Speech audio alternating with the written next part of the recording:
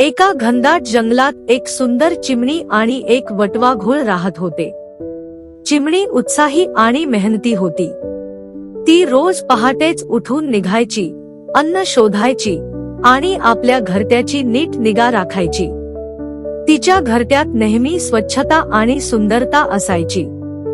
वटवाघूळ मात्र वेगळ्या सवयीचे होते. तो दिवसभर झाडाच्या फांदीला उलटा लटकून झोपायचा आणि रात्री जागा होऊन फिरायला निघायचा.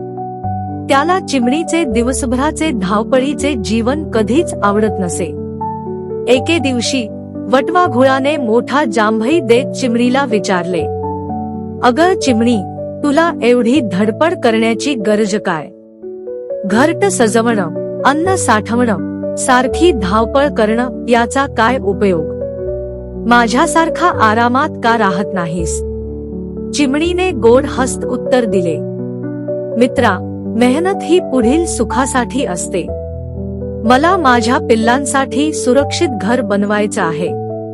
मेहनत करून ठेवलेलं अन्न उद्या उपयोगी पडेल. आणि शिवाय मेहनतीमुळेच आपलं जीवन सुंदर होतं."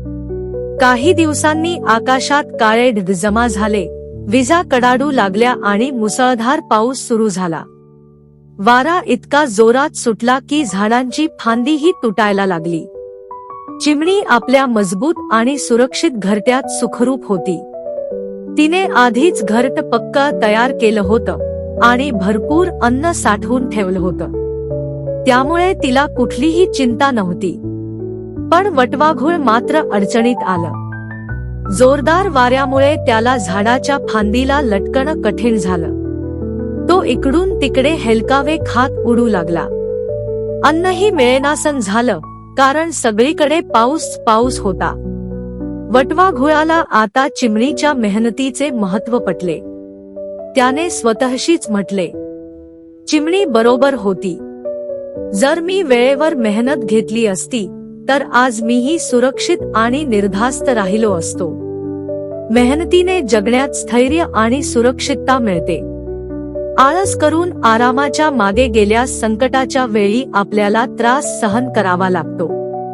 म्हणून वेळेत मेहनत करा, यश नक्की मिळेल.